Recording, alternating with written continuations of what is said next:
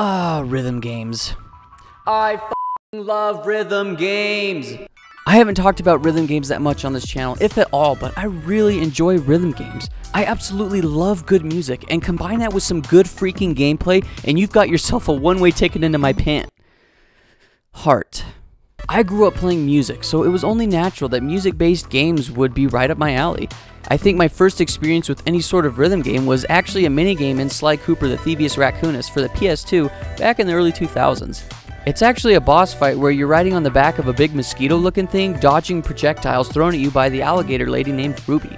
Her projectiles come in forms of the buttons such as X, triangle, circle, or square.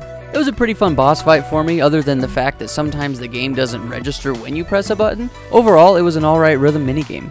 But one rhythm game that really grabbed my attention was Dance Dance Revolution. The first DDR game I ever played was actually the Mario version for the GameCube.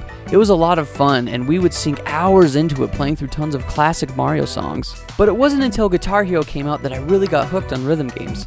Cole here was actually the first one that introduced me to Guitar Hero back in the day, and it was amazing to say the least. Then I eventually got Rock Band, and that got me even more addicted to rhythm games, not to mention that they had actual drums, which is rhythm at its absolute finest. There have been plenty of rhythm games over the years that I've sunk hours into, but lately it's felt like rhythm games are slowly being forgotten or even dying. I'm guessing it's because of a lack of interest, or maybe developers just see rhythm games as a trend that isn't as popular as it once was. So it's always nice to see when a rhythm game comes back into the spotlight. Something like Beat Saber, for example, has been a really cool rhythm game that has increased in popularity over the last couple years. But the big problem with rhythm games that I've found is that sometimes the barrier to entry is too expensive for people, especially if you want to play Beat Saber. VR is still pretty expensive at this point in time, and it's hard for the average consumer to get into. Rock Band was pretty pricey as well, coming in at $170 at launch. So I suppose the main issue is buying the accessories at an additional cost. You couldn't just buy the game and get the full experience without the necessary accessories. There are other rhythm games out there though that are free and pretty popular. One that comes to mind is a game I recently started sucking ass at called Osu. Alright, let's do this. God damn it! But today, I don't want to talk about Osu and how hard that shit is. I want to tell you about a game that will take you on a spiritual journey that will have you so vibed out and pumped up by the time you are done that you will wish you could forget everything you just did so you can experience it all over again. And the best part is you can experience this etheric journey for only $13. Yes, this will be the best $13 you've ever spent. I'm talking about a little indie game called Sayonara Wild Hearts. Something's changed, and I didn't know you're slipping away. Everything is strange. This game starts off by telling you about the 3 divine arcana of the tarot that watch over the universe. But a cursed arcana named Little Death and her allies stole all the harmony and hid it in their hearts. Before they faded away, the 3 divine arcana created a heroine from the shards of a broken heart. The heroine then turns into a butterfly and visits a young woman whose heart has been violently broken. The butterfly then transports her to an alternate universe, and then the game begins. You start out by riding your longboard across the ethereal highway, collecting hearts and scoring points, and jamming to some absolute bops. What makes a good rhythm game is how well the music is implemented into the gameplay. And holy hell, does this game do such a good job of just that. Every action you perform is so well synced up with the music, matching what your character is doing on screen to the beat. Depending on how well or perfect your timing is, encourages the player to play better, because the song is affected by the actions you perform. So, in other words, you play bad, song bad. You play good, song good.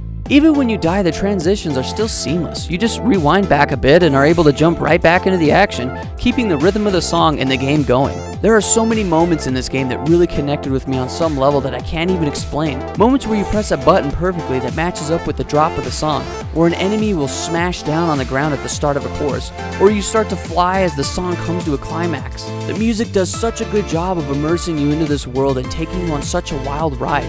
The graphics are beautiful, screaming vapor/synthwave that change and evolve with the music. Every song and sound effect matches perfectly with what your character is doing, from sword fighting to riding a motorcycle. That's right, there are vehicles in this game, and plenty of them. You get to ride motorcycles, longboards, cars, a sailboat, you can fly, and you can ride a deer. Yes, a freaking deer! Every level in this game is so different. Most of them only take a couple of minutes to beat, but they still have the ability to leave a lasting impression on the player, from boss battles to shooting wolf packs with your machine guns on your bike. Plus, you even get a bow towards the end of the game that you get to lock onto targets and shoot them. Most of the rhythm aspects come from perfectly timed button presses or even the way you move your character to the beat. Also, killing enemies and explosions on the map are all part of the rhythmic experience. My favorite level in this game was a combination of both, where you are chasing twins that have the ability to move between parallel worlds that change the landscape, and is so well synced with the beat that I couldn't help but smile and jam out. It was so freaking good and completely surprised me the first time I played it. I felt like a kid on Christmas morning seeing a mountain of presents just waiting to be opened. Every single level was so much fun and full of wonderful surprises that resonated with me on a whole new level. Another level that was an absolute trip for me was one where you were playing on a person's goggles. You control a head maneuvering around on the goggles, trying not to get hit by projectiles while collecting hearts to the beat of such an amazing song. This game was most certainly different from any other rhythm game I've ever played up to it. Most of the games I had played before were just pressing buttons at the right time, like DDR Guitar Hero. But this was an exciting new experience that I had never seen before.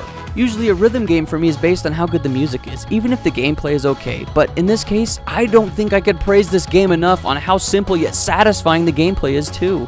It's the use of both that has made me fall in love with this game.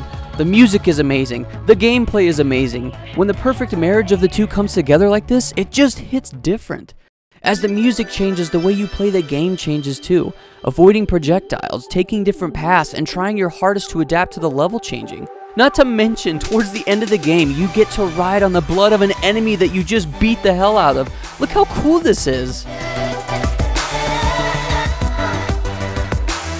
To top this all off, this game is narrated by none other than the voice goddess herself, Queen Latifah.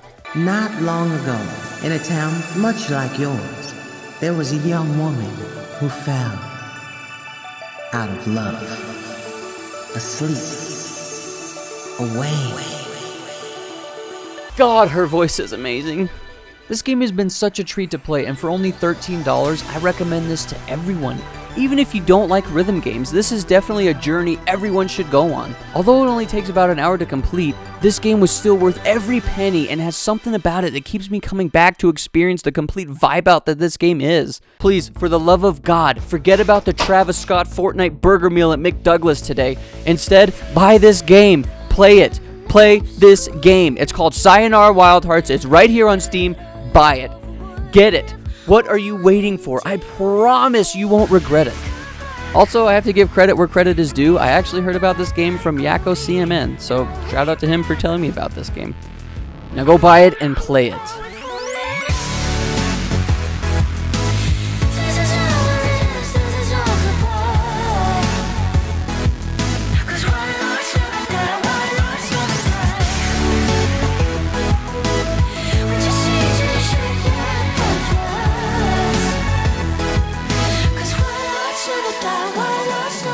Thank you guys so much for watching this episode. If you enjoyed it, feel free to hit that like button. If this is the first video you've seen us make, feel free to subscribe. We make videos like this all the time. Also, if you're watching this the day of release, we'll be streaming this game tonight on twitch.tv/RadKatz. Feel free to head over there and give us a follow so you'll know when we go live. Thank you guys so much for watching, and as always, keep it rad. Wait, you still haven't bought the game? Play the damn game now! Play it! God damn it! Play the game, please! Just play it. Sayonara Wild Hearts, Steam, $13. Thanks. Thank you.